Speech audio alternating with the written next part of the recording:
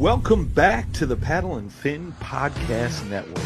We're brought to you by Pelican, built tough for all situations. Go to pelican.com.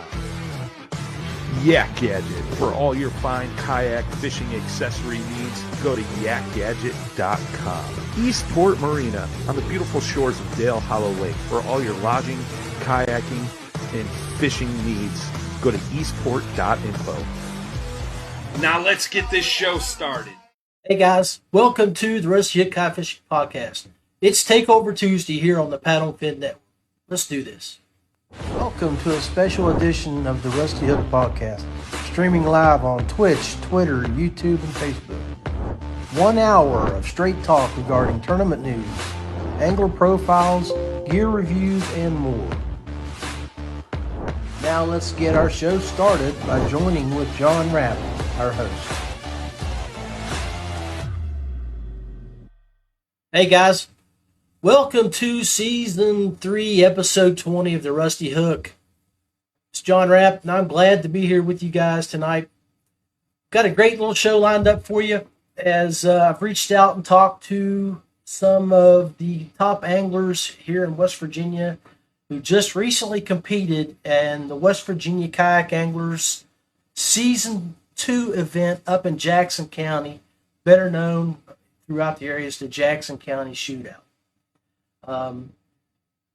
As usual, it's some of the bigger names stood out within our club. Buddy Vance won the event. Mark Edwards came in third, and newcomer who's been with us for a couple years, but is really having a hot 2023, Michael Ridenour, won the tiebreaker and finished second. So I've got their interviews here, and I figured we would show those to you. And first of all, you know, as everybody knows that watches this show, I'm in rural West Virginia, and my broadcast is streaming live using Starlink. And so there may be some lag or delay, and I apologize for that. But that's the only choice I have to use something like that. There's no good high-speed internet via like AT&T.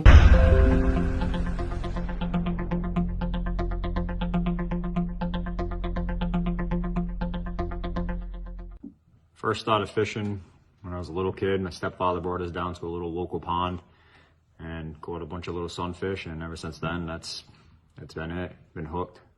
Love it.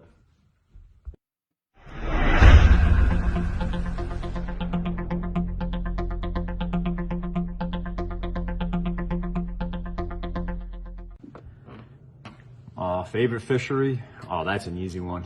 Lake Champlain. And if you've ever been there, then you know. By far the best fishery in the Northeast. My favorite, hands down.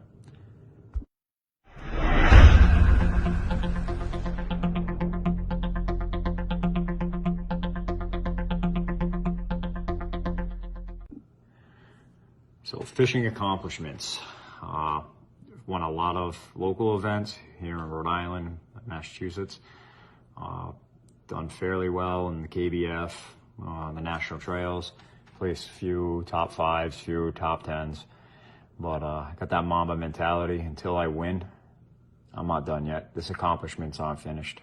We got a long way to go, and let's get it done this year.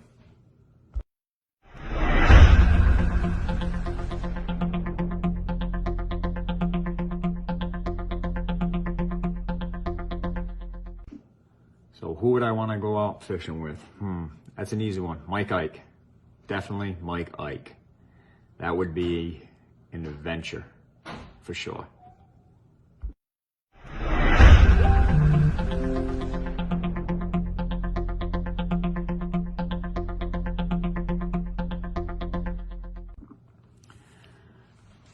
Definitely Mike Iaconelli, for sure, 100%. He's just won at every major level of tournament fishing, and dude, I mean, if you watched him, he's just entertaining to watch, and yeah, that's why I'd love to fish with this guy. One day, hopefully. You hear that, Mike? One day, we have to go fishing.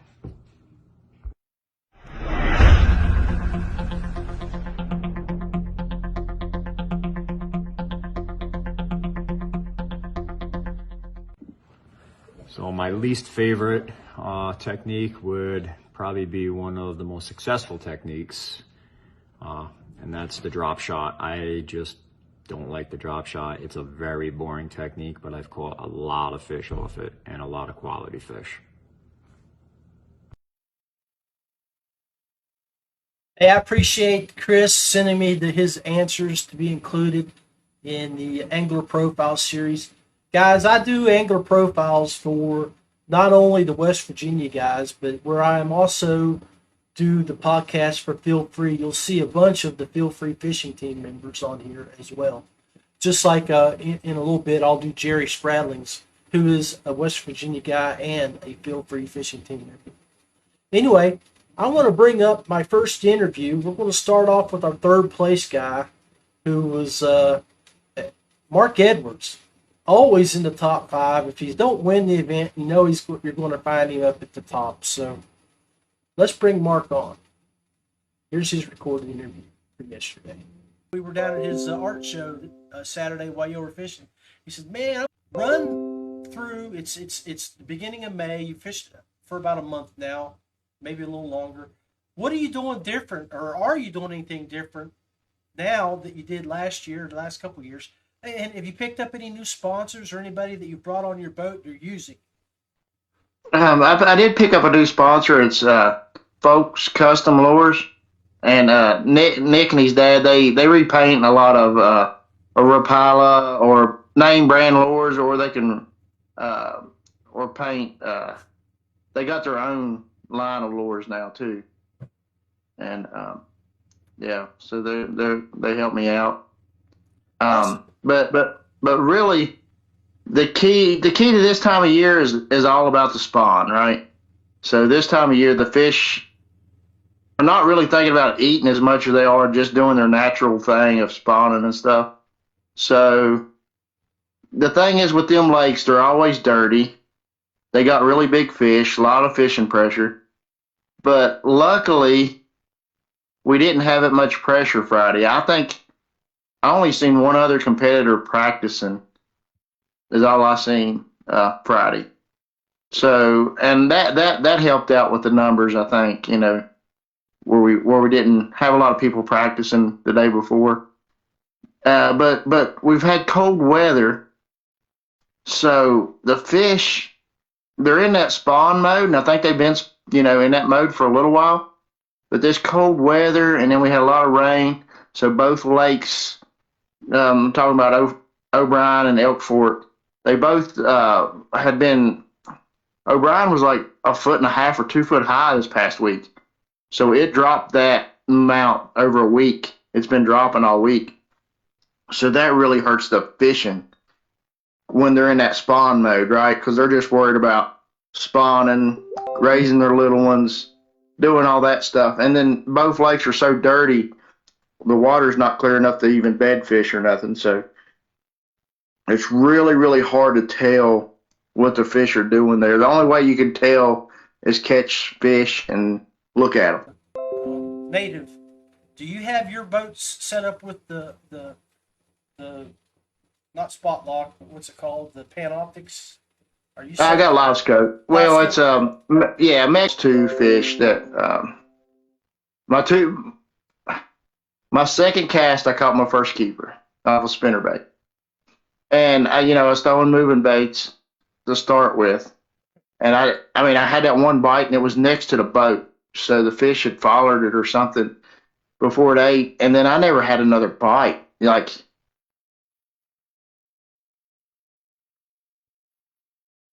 Yeah, those guys, while he's reloading, I'm going to pull up his profile page here. And that way you can see what he keep going. wrote. Yeah, you're good. It's a poor connection.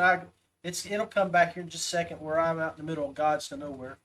But I was okay. Just keep going then. Yeah. Well, and you can use what the Humminbird calls a landscape mode. Instead of looking vertical on live, you're actually looking like spread out. And I think that's what a lot of these professional guys are doing now. But I don't have a lot of patience for that.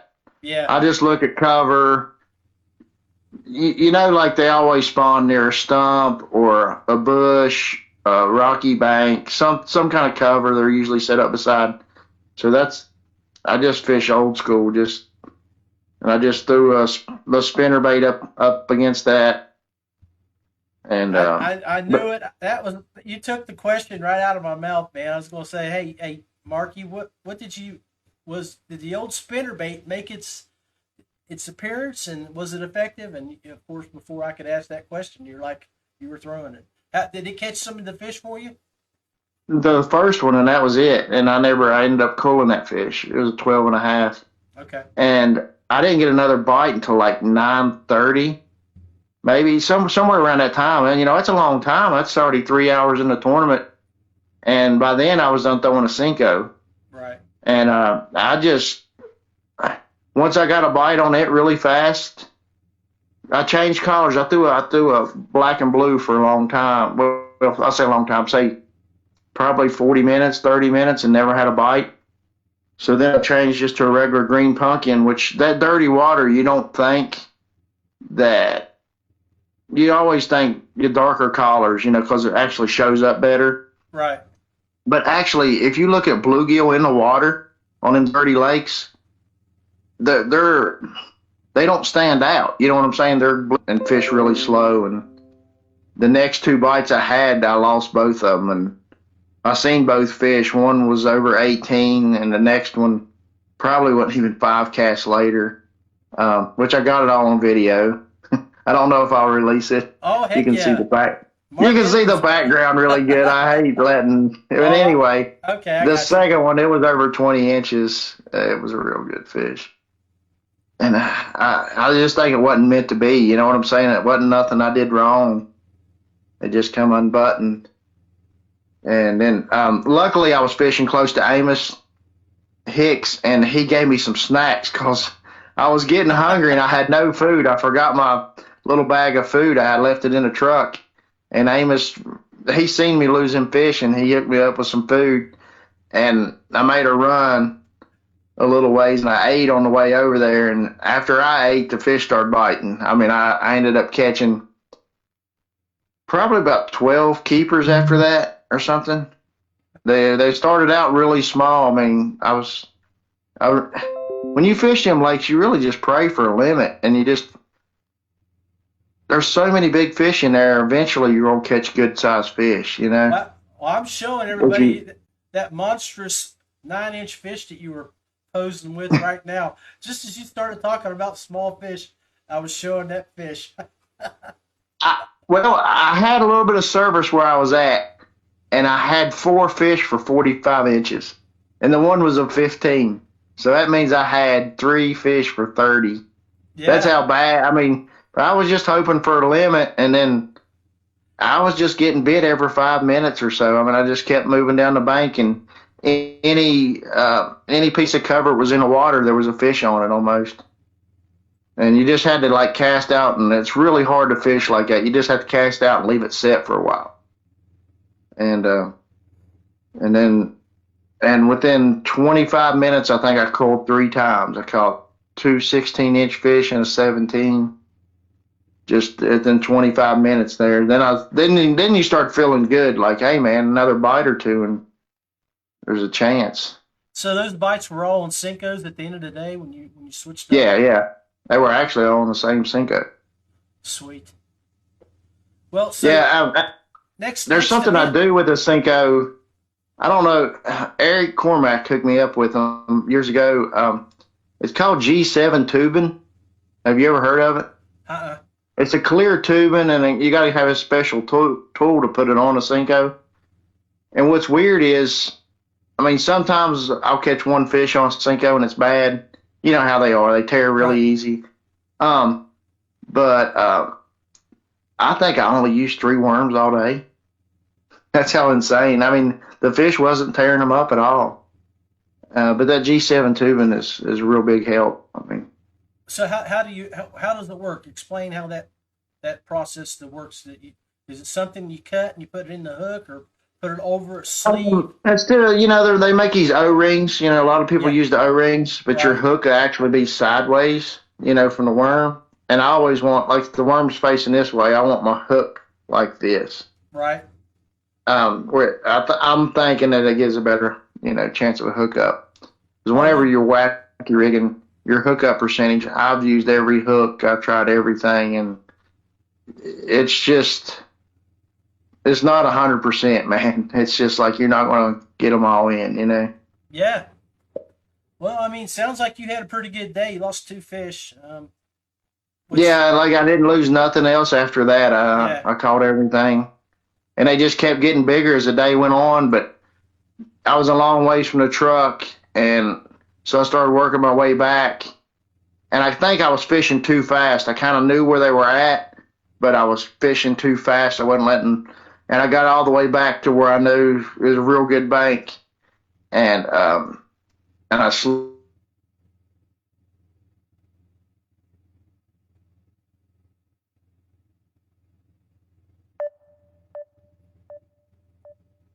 Give him a second to reset here. took 7 minutes to go. You're back. It's really, really handy in the river, man. That power pole was really nice in the river. So what's up? You just put, just click a button and then you're stuck. You're down. So. What's up next for you, brother? Where do you head to from here? Ripley again. Ripley, believe it or not. Oh, we got back to back. So we got to beat 80.5 inches for the next tournament. Then that's the goal. Well, the club, it's another West Virginia club, but they do 4 fish now. So, okay. Yeah, if I take 80 for 4, yeah. Woo! Yeah, it's a great day. Yeah. when I signed up for like 2 different club monthlies, like West Virginia Kayak Anglers and MSKA monthlies, and I kept trying to load 5 fish for the other club. Yeah. And it wasn't taking it, and I couldn't figure it out. It was 4 fish for the monthly too, and I was like. Yeah, I was all confused. Why am I only got 65 inches on here? 68. Yeah, well, I should have 85. I had 75 and a half. I caught a really, really big fish in practice. That's good. Yeah, you probably ain't seen it, have you? It's on my stories. I got it on my stories right now. I can check but I caught a 22 and a quarter in practice. Ooh. 7 yeah, pounds? It was 7.5? Well, I thought, but my scale said 6.72. Okay. So almost 7. And I caught 18 and 3/4 and a 17 and a half, and I lost another 18 in practice. Well, brother, I appreciate you stepping up, jumping on here after a long day, 12-hour shift to work. I know you want to go get a hot shower and some grub in the belly. I know you fed the dogs, but now it's time for you to go grab something to eat. Cool refreshment. Get ready for your next 12-hour shift. But appreciate you coming on, and we wish you much success for your next event. Thanks for having me on. And just right now, this time of year, just fish slow. That's the main thing.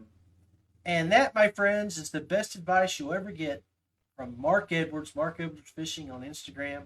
Mark Edwards, the man, the total package to men.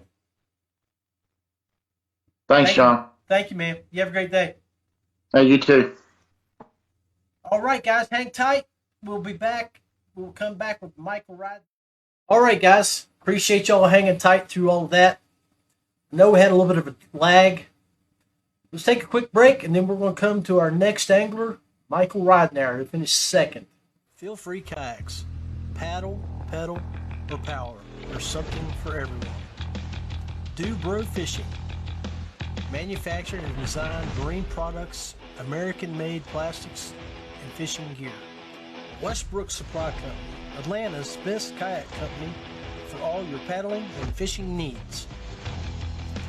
YakGadget. American-made kayak fishing accessories and gear. Ace Adventure Resort, West Virginia's #1 outdoor destination. Whitewater, ziplining, water park.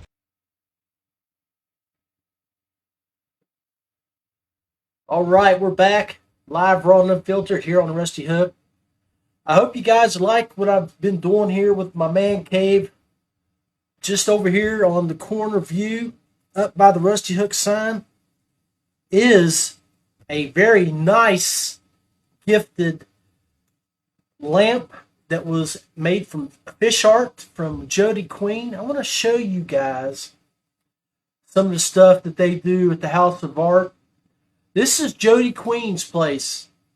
Okay? You need to go to Bluefield, West Virginia. He was just doing an interview with Z-Man. I'm probably spilling the beans here a little bit on that, but he just did an interview with Z-Man. They were down there checking out. They just had an art gallery opening exhibit this past Saturday. So I'm going to bring on the next video here. The Michael Ridenour, who finished second place at the event, did a interview with him yesterday. Worked out pretty good. Guys, if the lag is too bad and you're missing a lot of the interviews here, I will upload this video to the Rusty Hook podcast page for you to review at your leisure. But here we go with Mike. All right, guys, we're back live, raw, and unfiltered on the Rusty Hook, and I'm going to bring on Mikey Ridenour, who has been killing it this year. Just a little background on Mikey. He went to Tennessee for the 2-day paddle and fin tournament. First day, he was in the top 6. But then that second day, he had a bad day. So it wasn't a good day. It wasn't a bad day. But it wasn't good enough to keep him in the money. But he was still. Let's talk about the WVK event where you put up 80-plus inches and came in second. Yeah, it was a good day. Typically, last year I fish O'Brien during the Jackson County. I love Elk Fork. It's my favorite lake. In the summer when the grass is up, I'll go there with just a frog and slay fish all day long. Love Elk Fork, but when it comes to tournaments, I usually pick O'Brien over it just for the quality of the fish. Elk Fork has them, but I feel like O'Brien usually does. This year I decided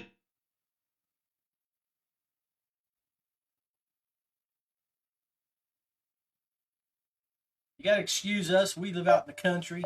He'll pop back on here second as soon as his feed comes back on. He's out in the middle of God's country just like I am, so our broadband is the best. Mikey, you're back on, buddy. Keep going. Yep. So Alex was really wanting to fish Elk Fork, and I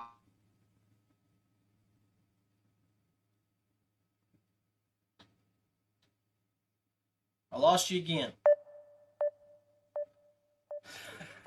Depending on where the fish were with the spawn, there was a shallow cove all the way back to the left next to the dam that I like to fish. I know there's a shallow flat with a lot of structure, and then the big shallow flat up by the head of the river.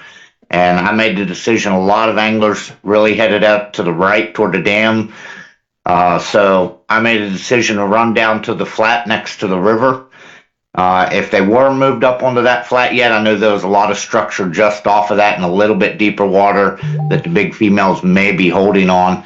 And I was going to live and die by that. Got down there with 10 minutes to spare. I took the buzzbait from Dale Hollow, same exact one. It's only got a few strands left on it. It's about where it needs a new skirt. It was within the first 10 casts, landed my first big fish of the day, and I thought the morning was just going to be on fire. It just didn't happen. It was several hours fishing every stump in that flat, trying to make it happen. Made a run up the river, made some bait changes, still just could not get a bite. And I put a 3/4 ounce big blade bluegill chatterbait on.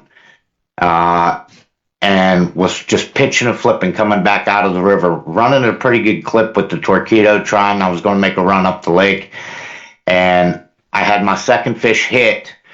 I was moving a little fast for the chatterbait, and it was behind me, and I thought I'd snagged, and when I pulled it came with it, so I backed off the throttle, got my second nice fish in the boat, and just spent the rest of that day throwing that chatterbait. Let me interrupt you there, bro. I'm showing everybody your Facebook feed here. And it says you had only 6. Just cranking because I was moving and Torpedo was really dragging that thing faster than what I wanted it to. Okay. So it kind of helped me figure out that pattern. So I started just pitching it along the bank, pulling it by cover, and I'm just burning it. I'd let it sink to the bottom, and I'd just burn it back. And that ended up being the bite for the rest of the day to get all the rest of my fish. And it was just covering a lot of water, though. I ended up down at the river and didn't get my last 2 fish until I got all the way up to the dam. And I covered every inch of bank all the way up through there. So it was a grind. They were pulled back. All of them were out on a little deeper water. Probably one of the toughest days on Elk Fork that I'd ever had. But the water, due to the rain, was definitely a little muddier than usual.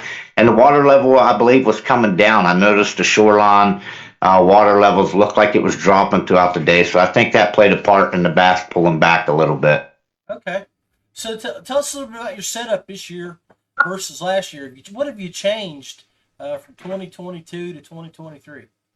I don't know that I've really changed anything. I feel like this is my 3rd year tournament fishing. I feel like that I'm just getting smarter.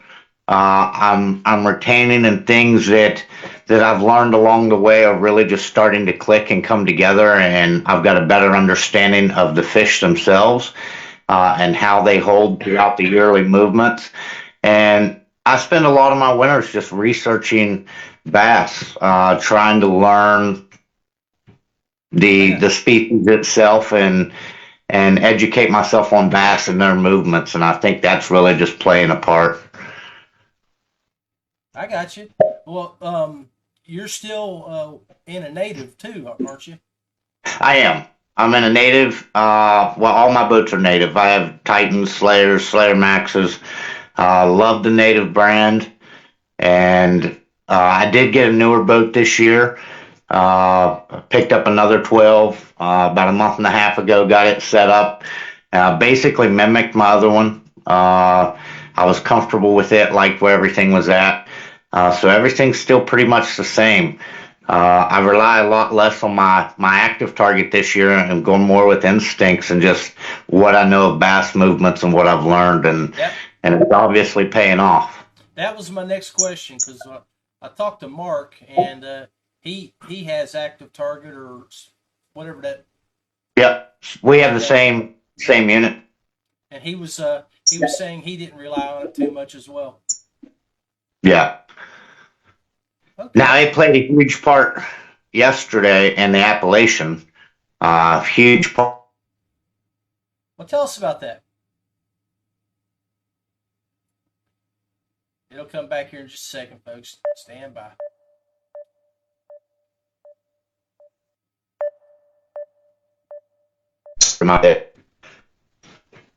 I didn't even put a graph on my boat the day of the Jackson County. Okay. So what'd you do for your win yesterday? So, Rocky Gap Lake's not very big. It's a clear fishery. Everybody said that the water was up from where it was a week ago. I was pitching Z-Men, bang stick in some brush piles, and pulled my first 2 17 3/4 out of 2 separate brush piles right in the thick of it early. End up catching another little one, seeing some bedfish, and their beds were out in 10 feet of water. Oh, wow. And I guess that's just due to the water level being up, as everybody said it was. I'd never fished that lake before.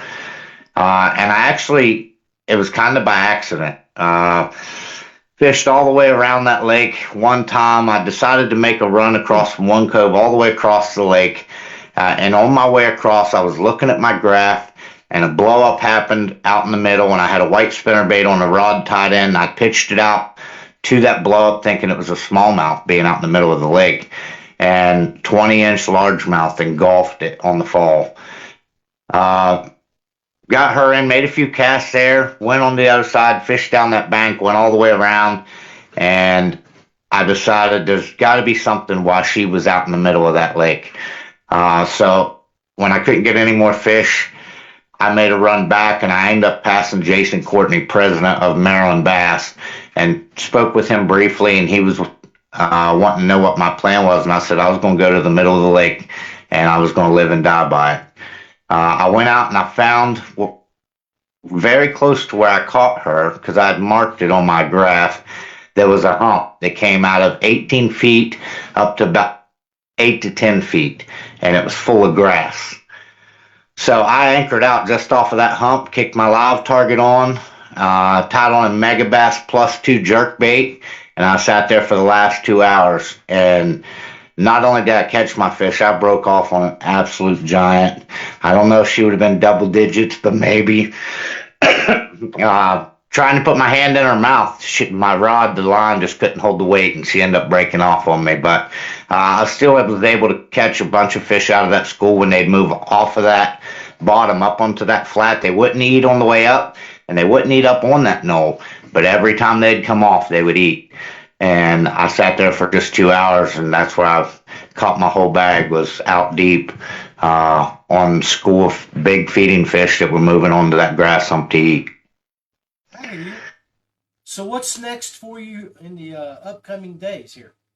So we've got Mountain State, Jackson County again next weekend. I believe I'm going to try to make that. Appalachian has the Savage Reservoir coming up. I really got to look at my calendar. I really want to hit some of the KBF trail events this year. So depending on what they conflict with, I'll definitely hit all the local events, and I'm going to be on Lake Chickamauga for the KBF June 11th, I believe the date for that. So I'm going back to Tennessee. Okay, awesome, outstanding. All right, man. Well, appreciate you taking a few minutes of your day. I know you're trying to make some money with your business, but we avoided some technical difficulties. Of course, both of us live out in the country, out in the middle of nowhere, and we have to deal with weak signal, and broadband's not the best, so we have to deal with our nice AT&T services and stuff. But I appreciate you taking time to talk to me, buddy. It's always good to talk with you, John. You guys be safe, and I'll see you out on the water at the next one, buddy. All right, man. You take care. You too. All right, that was my boy Mike Ridenour, kicking it, starting off 2023 with a bang, savagely hitting it hard. So stand by, and we'll be right back. All right, so that was a great interview with Mikey. Appreciate you guys hanging out with me, Heath Mullins and all the rest of you here on the Rusty Hook Kayak Fishing Podcast. Now the interview that you've been waiting for all evening is with Buddy Vance. If you guys have been following Buddy, you'll know what he's been into. I think I previewed it here, so I'm going to go ahead and jump into the interview and let you guys hear about what Buddy's doing and what he's done to change for this year. Hey guys, welcome to the Rusty Hook Kayak Fishing Podcast. John Rapp. Great show. We've got great guests, and as you can see, I've got on cue my man Buddy Vance. Now, let's talk about Buddy Vance, because he is the hottest kayak angler in our area at the time. Not like he's not been one of the hottest guys. Finished second last year, Angler of the Year. I mean, he's always known to be an early bed fisherman, cold water fisherman. The guy can just straight up hammer fish. So I've got Buddy here. We'll talk to him. You know, he won the first WK event last month. Then he went and smoked a Hobie event, I believe, down in, I want to say Florida or South Carolina. He was 6th out of like 160. Now, as you can hear in the background, I am having connection issues with Buddy. But we're going to bring Buddy on. We're going to talk about a couple things. Buddy had a scary incident down in Tennessee. He's going to talk about a little bit. He's going to talk about his win at WK event number 2, and we'll touch on how well he did down at Hobie. We've got a hot angler here. I don't want to let him go. I want to talk to him about what makes him so successful. So, Buddy Vance, you are live, raw, and unfiltered, my friend. Hey, how you doing, John? Good, man. Hey, lots of things to talk about, man. We've talked about that first win last month, but since then, you've been keeping the roads hot. You've been to, was it South Carolina or Florida? South Carolina, Hartwell. Okay, Hartwell. Okay, so it was South Carolina, and I know you went to Chick, and you have smacked Elk Fork around a little bit in the past week. So tell us about everything that you've been into leading up to your big win this past weekend. Well, went down to Hartwell and had a good 2 days pre-fishing. Found a lot of fish on beds, but that last day pre-fishing, actually caught a 20-plus incher and then lost another 20-plus inch. Fishing a point, pre-spawn fish, and decided to fish. To go away from the beds, believe it or not. Wow. And fish these post-spawn fish because the bite was a whole lot better, and the fishing I thought was pretty hard to catch them on the bed down there. I would assume from the pressure they was getting, and the quality fish just wasn't there, to waste the time, I thought, on bed fishing. So first day, I caught a limit, was culling fish by within the first hour. I didn't know how bad they would come back and haunt me, but after seeing how close I was, that really hurt. But I was thankful and blessed to finish that, sixth amongst anglers, across the country like that. I mean, my goal was top 50, and to finish that close, I was truly thankful. And it was kind of redemption from Guntersville. I was sitting 20th at Guntersville after day one, and didn't catch a limit day two, and that one hurt. Yeah. So it was redemption to finish that high, and man, I was on cloud nine. Oh, I bet.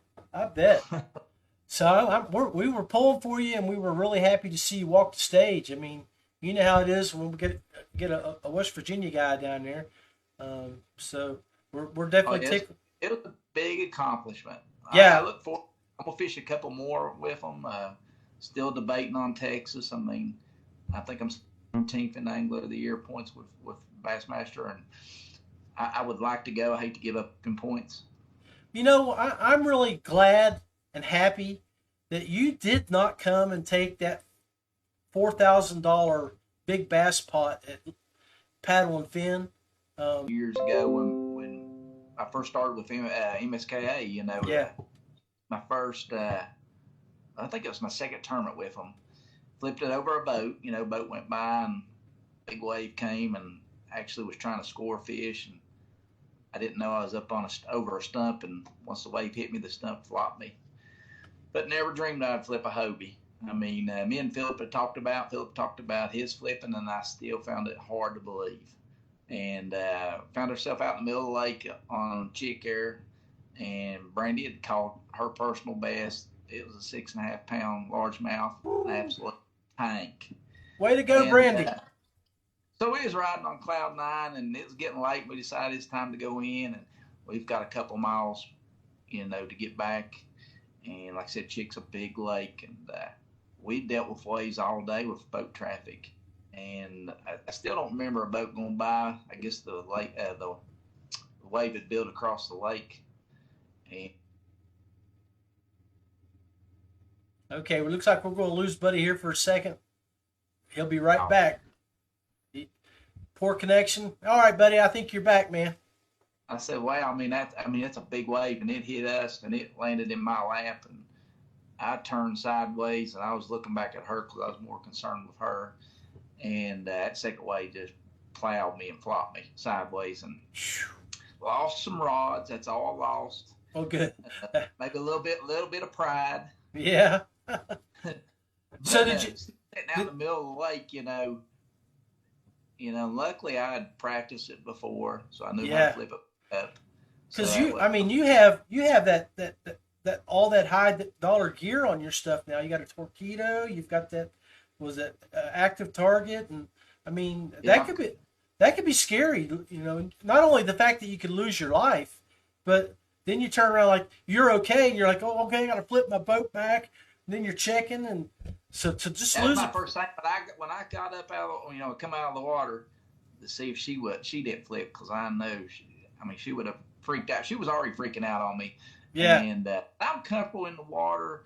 but still, I was thinking, man, I've lost all my rods. I knew I didn't have it hooked up because I never dreamed that.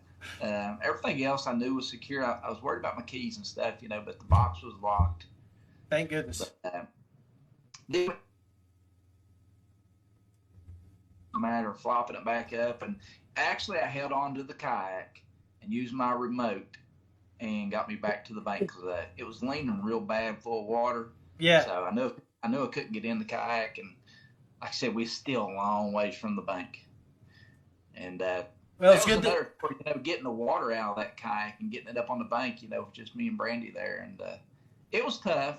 Yeah. She said that she's down with big water, but I'm no, no. She'll be there. She cut her personal best.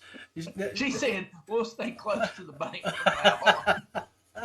So we was fishing, main water, a hump out in the main water, and we caught a lot of fish on it. And like I said, she ended up. I was there when she caught her 6.5 pounder, and she was ecstatic. And she caught on a drop shot, wasn't a Cinco note. So awesome. All right, man. But mine was still longer than hers, but she, I caught 21.5, but she definitely caught one. That girl was fat and big old chunk. Oh yeah, chunk. Hey man, so everybody wants to know how you did it. So while you're talking about the WVK event, I'm going to pull up your Facebook page so people can read what you wrote while you're talking about it. Cool? Okay. I went up there before the chick and done some pre-fishing. Usually, like I said, I fish O'Brien, but this time I decided to fish Elk Fork with the conditions. I thought it suited me best with the conditions. I'd caught them before on spinnerbait and a rage bug up there pre-fishing, so I decided to do the same thing. Let's see, wait. Oh. Lights went out. I started. It's got motion lights here.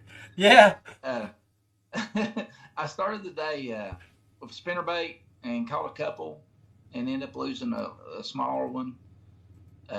Picked up the rage bug again and caught my first big fish.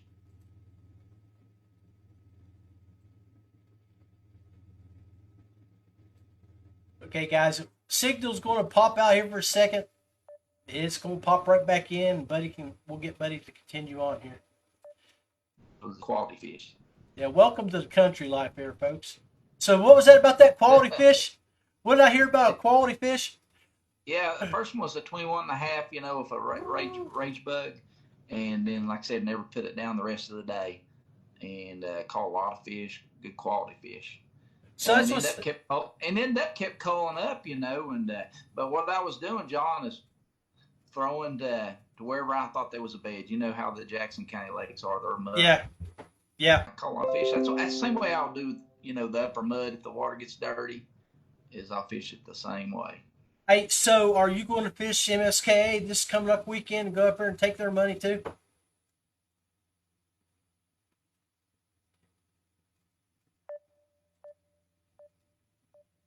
So if y'all don't know, Buddy's at a mining site, and I'm back out in the middle of God's country, so we're fighting signal here.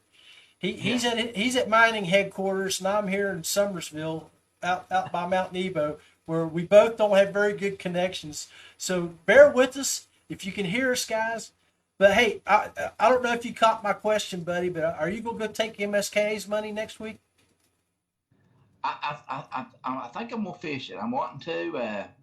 I know Brandy's working, so I thought, I don't have nothing planned. I go again.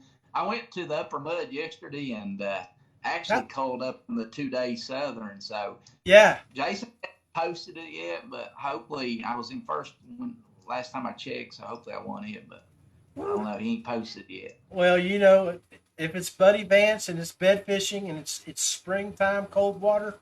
It's a good possibility you're going to be in first place. Hey, John, the upper mud's about ready to get right too, by the way. Oh yeah. Yeah, I mean they were some beds, not many, but it's getting ready to get right. I'm going to take off Wednesday and hit it again.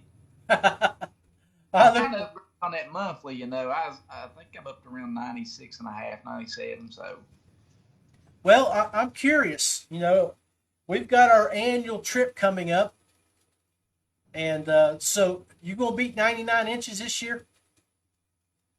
oh yeah, I hopefully 100 plus. I, I'm I'm gonna reach out to Greg and I'm gonna say, buddy, we got to beat our 93. I think we had 93, 94. So it's tough. I mean, them fish they just don't get long. They get fat, but they don't get long. yeah, yeah. Guys, if you don't know, you'll see me and Buddy and Brandy and all the crew from last year going back up to our trip to Erie here at the end of the month, and look forward to seeing. You'll see some good video and photos of our trip. Count on it. So I've been seeing some pictures, some guys up there right now I know, and they've been whacking them. So, but they're not sponsored from that flip. Yeah, yeah. Brandy said, "Well, you was wanting some new rods." I was like, "Well, I didn't want them that way, but." And I owe Shark a rod too. I lost his G Loomis swim bait rod, so I figured. Did you have Philip make rods for you? Yeah. I've been throwing the swim bait a lot. I mean, that's new for me, and I've been throwing the swim jig a lot, and like I said, that's new for me. But it's working. Well, yeah, let's put some money in your pocket this year, definitely. Awesome. Hopefully this summer.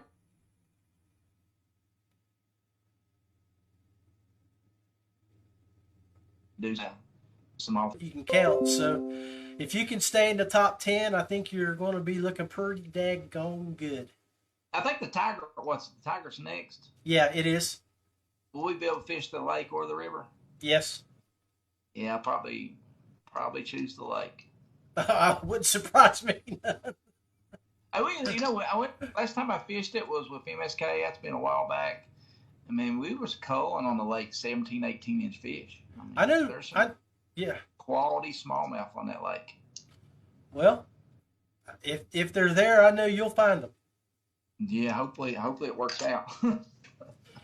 Hey, any final thoughts and any passing advice that you would like to give to any new anglers that are getting into kayak fishing or into the kayak tournament scene?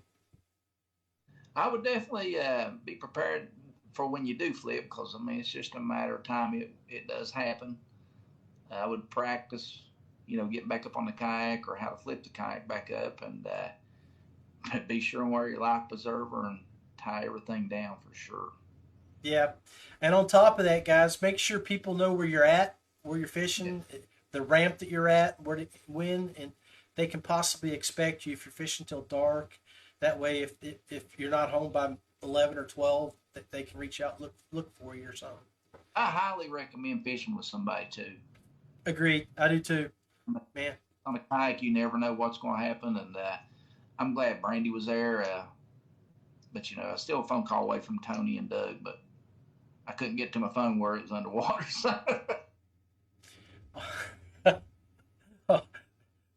That's awful.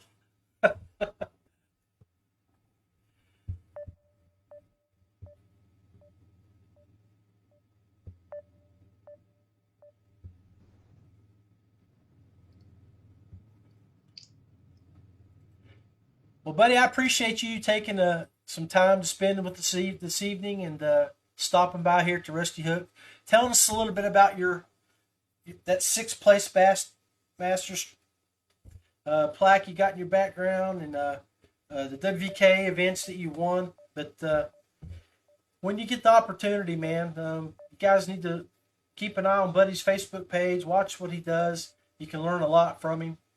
He is a great angler. And as soon as we get him back on here, we're going to sign off. Wish him well. Again, I apologize for some of the minor delays here because of being out in the middle of God's country. There you are. Hey, buddy. Thank you, buddy, for all the hanging out with me through the technical glitches and the tree satellite signal issues. But appreciate your insight and thought, and we wish you continued success on the WVK and all the different tournament trails that you do. Thank you. And I look forward to spending about 5 days with you here toward the end of the month. Hey, we're going to whack them up there. We'll stick around me. I'll show you. I'll show you where the bigger ones are. I want to. They're in the deeper water, but I'll be with you there this year. I'm gonna stick to your shadows, just like those 15 or 20 bass boats that we're doing last year. that's what Tony told me the other day. He said, I'm not leaving your side. Hold on a second there, buddy. Don't leave yet. Okay. All right, guys. That was Buddy Vance, the premier cold water fisherman here in West Virginia. If you want to know anything about bed fishing techniques, swim baits, but specifically fishing beds, my man Buddy is a great resource. Just hit him up. I'm sure he'll give you some tips and tricks on how he rigs his stuff to make him successful. Anyway, we'll be right back after this break. Right, so I appreciate Buddy Vance and all of you guys hanging out with us tonight here on the Rusty Hook via the Paddle and Fin Podcast Network page. It's been a great evening. This video will be uploaded to the Rusty Hook podcast in full for the little bits and pieces that you may have missed due to the lag here. The leaves are popping out. I'm going to relocate my satellite, see if I can avoid some of these issues. But again, if you haven't done it, make sure you take the time to go. Oh, wrong one. Let's see. Like, share, just subscribe to the show. But I wanted you to see. I wanted to remind you and just to advise you guys to go to Jody Queen's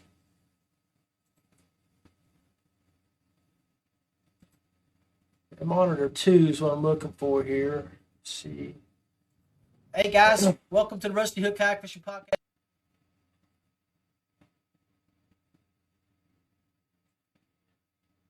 Right there, the House of Art. So make sure you go check that out. House of Art, like his page, follow it. Jody Queen, when he's not out winning money on the National Trail, he is doing some fabulous artwork. Him and Gary Bowling. There's the addresses. I just wanted to share this again with you before I sign off. But anyway, thank you guys for hanging out with us. Stay safe. We'll see you on the water.